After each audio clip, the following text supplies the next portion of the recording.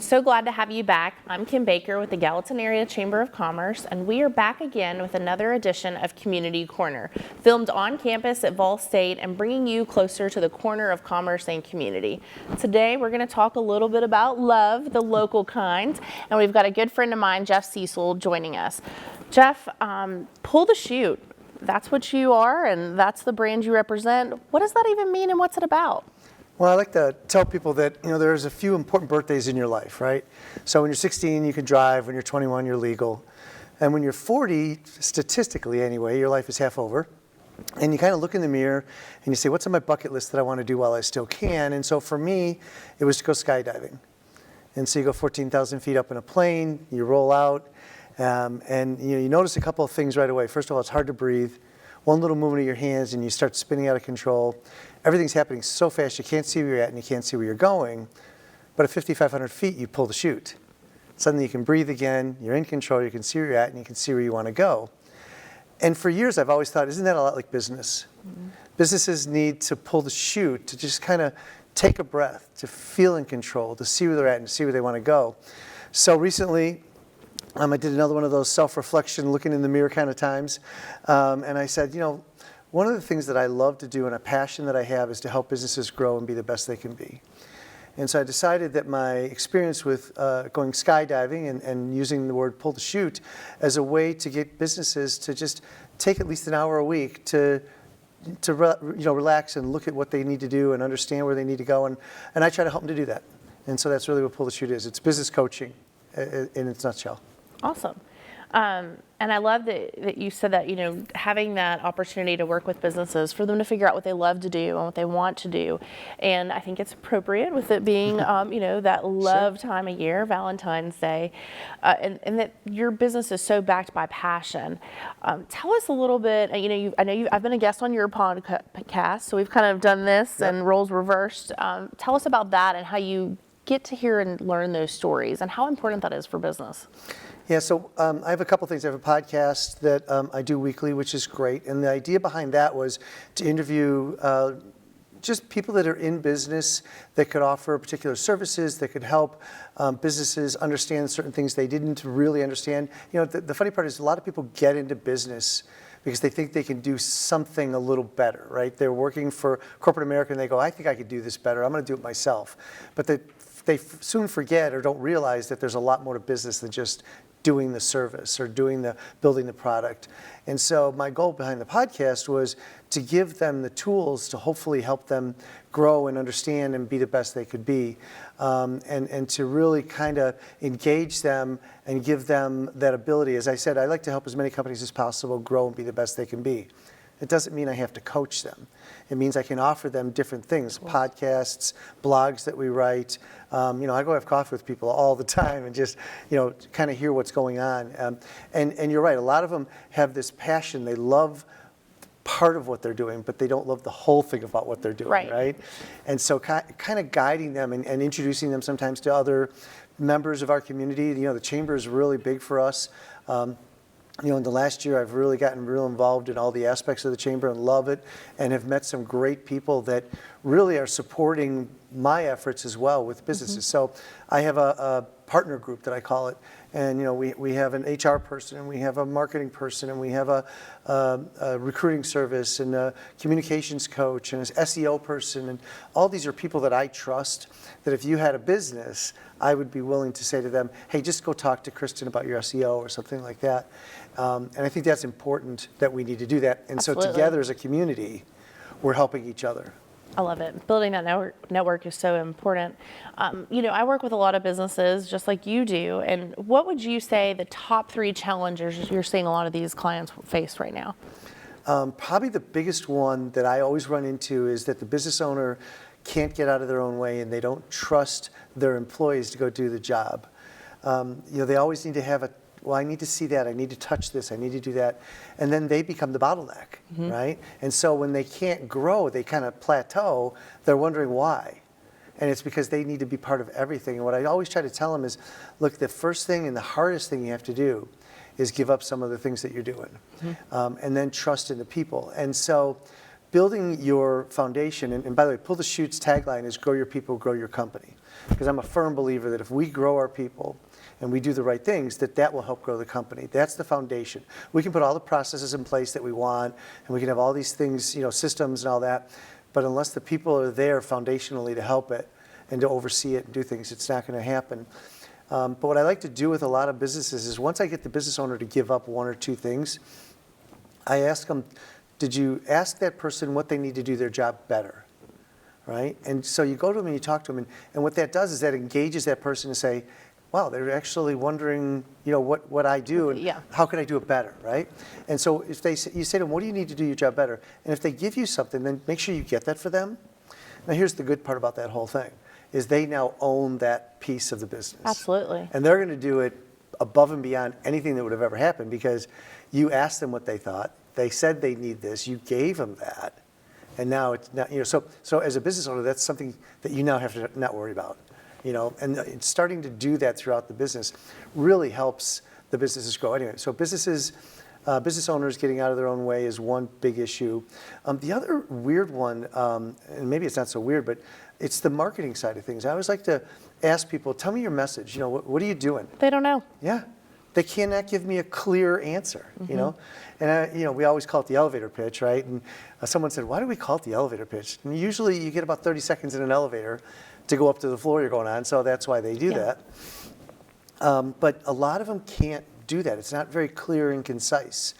And I tell them, I go, look, pull the chute. My story took me a while to hone it in and get it to a place where when I tell the story, people go, oh, I totally get that.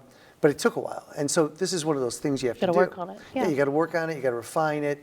And then the other side of that is make sure that all your employees are saying the same thing or very similar, right? Because they become great salespeople for you. When they're at a party, when they're out, visiting with someone else, hey, so what do you do?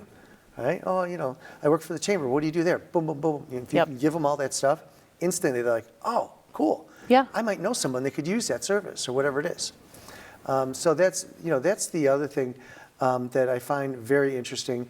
And then finally, I think the biggest struggle that most small businesses, medium businesses have is they have a tendency to overlook their finances. They're excited about what they want to do. They know they're making sales, but they're not looking at their finances. And so all of a sudden, I come in and I say, let me see what you're doing. And I go, hey, you're spending way too much on your expenses, which easily can get out of control, And the biggest thing is all these, reoccurring charges. You sign up for a service that you're not using anymore, and it's still getting billed. You forget to take it off. But a lot of times they just don't realize where they're at financially, and it's because most people, they want to do the business. They don't want to worry about the finances. And so, I always encourage them to get someone to help them with their finances, get a bookkeeper, get an accountant that's going to help them. And on a quarterly basis, monthly they should be getting reports to look at. Quarterly, get an explanation of how they did that last quarter.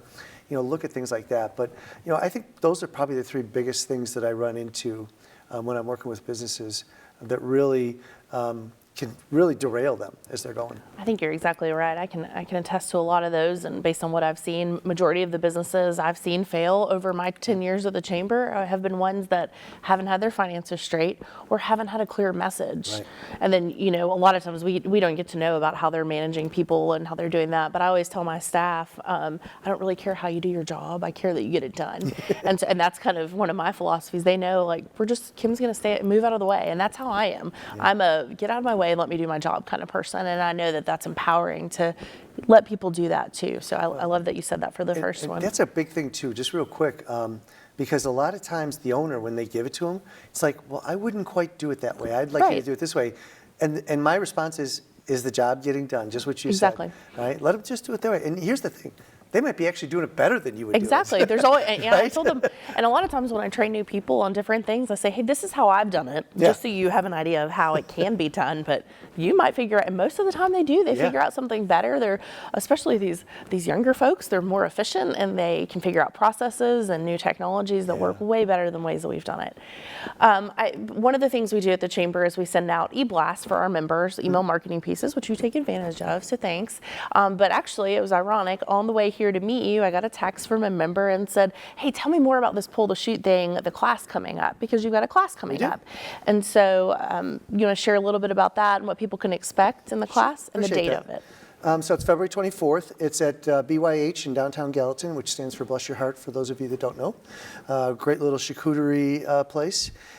So we're having it there, and registration starts at 8:30. It's a $75 workshop. And for that, you get a 3-hour workshop, you get lunch, you get some networking time, things of that nature. But the goal there, what we're going to do is, whenever I look at a business, I look at 5 particular areas within the business that always seem to be problems. And we talked a little bit about it, but marketing is the first thing that we look at, right? What's your brand and what's your message? And those are key things. When people see your logo, do they think of you? Kind of things. And then what's the message that goes along with that? So we look at that. Then we look at systems, which are really important pieces. A lot of people don't use systems to their advantage. And when I say systems, it could be the automation side of systems, or it could be the processes that you put in place. Right? So it's either one of those.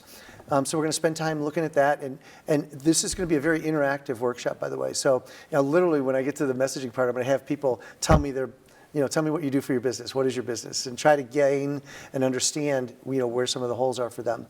And then we're going to do systems, and then we're going to talk about sales. Sales has become, if we've ever seen that movie, The Boiler Room, where it's, we got to sell it now, we got to sell it, we got 10 left, no, we got 8 left, are you in? We got 4 left, are you in? We don't want that kind of sales. Right, no, not that. What we found over the years is that when people are ready is when you get the most genuine sales. Absolutely. Right, and that's what you want. You want people to not feel pressured and not have buyer's remorse when they do it, but to feel really good about the fact that they're engaging in whatever it is that you're offering. And to feel that you were authentic with them and that you were trusting them. And so when it comes to sales, that's one of the things I like to teach is, are you being authentic? Are you being truthful? And people can read that, and when they read that, they feel much more comfortable and calm. So, and we're going to talk about sales, and then we're going to talk about finance. Fun stuff. Right, yeah, all that fun stuff. And then we end with people. And the reason we do those 5 in that order, by the way, is marketing is the first thing. You're starting a business, you're in business. Is your marketing right? Because that's how people are going to learn get the word out. Right? That's going to lead to hopefully driving leads. And how are you capturing those leads in your systems? And when you do that, what's the processes that go along with that? And if the leads are finally to a place where they're ready to buy, then it moves to sales. Right? And if your sales are working right, you're generating money, so that goes to your finances. And how are you capturing your finances? Are you keeping track of those? All that stuff. And if finances are starting to build up, you're going to need help and you're going to need people. Right? And so that's why we look at it that way. And people is a very important piece of that puzzle. We just did a podcast about not only, we did 2 of them. One was finding the right people, because the talent is all over the place right now. It's wild. And so, do you have the right person on the bus is the first question. And then the second part of that is, do you have them on the right seat on the bus, as we like to say. And if you don't, are they the type of person that you want to keep within the organization? You just realized maybe you should be over here. And I use an example of one of my daughters who was working for a company and, was good at what she did, but way in the wrong seat. She's very, design centric. And so she started doing all the social media for the clients. She was a marketing PR firm. She's doing all the social media. Well, all of a sudden, everyone started recognizing that talent. And the owner finally said, I got you way in the wrong seat in the bus, and put her as the creative director. Absolutely. Right? Yeah. And flourishing now, right? I mean, nothing leaves that company unless she's overseeing it. And everyone's loving what's happening. But that's a story of putting someone in the right seat of the bus. And giving them that chance. I think you and I have talked about it, but when I do my employee reviews, either every 6 months or annually, whenever we do that, we talk about it. What are you really hating about your job right now? But most importantly, what are you loving, or do you wish you could try? Is there anybody else's job you want to try or really sparks your interest? And we've experienced a lot of success doing that. And I like to say, you get aces in their places, and that's really when you can thrive as a business. So, or an organization. So you mentioned the class coming up. I'll say that I will be attending that, and if you don't even want to come to see Jeff, BYH and the food they're going to feed you is totally worth the ticket price, but you will get to learn a few things and connect with some other folks. And that date again is? February 24th, so it's Friday. Friday, yep. We've got some other events coming up between now and the next time we chat. February 15th is the Hard Hat and Hand Partner Meeting. That's again for partners who are interested interested in sharing the word about that program that is sponsored by Meta and DPR. It's a workforce development initiative. February 25th, just after Jeff's class, is the inaugural sneaker ball for the Gallatin Shalom Zone. You're going to want to get your kicks on and your formal gowns and come to that to celebrate a good cause. And then next weekend, we can find you in the vineyards at the Long Hollow Gardens for United Way's annual gala.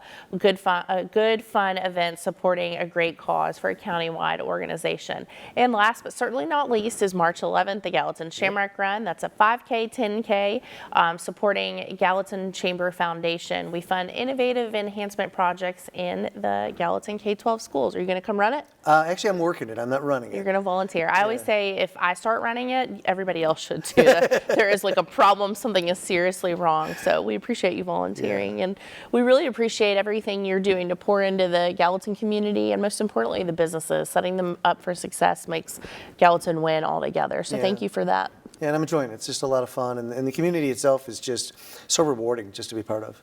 Awesome. Well, we're so glad you're here, and we appreciate you meeting us today on the Corner of Commerce and Community, and we hope that everybody watching will tune in again next time. So have a good week.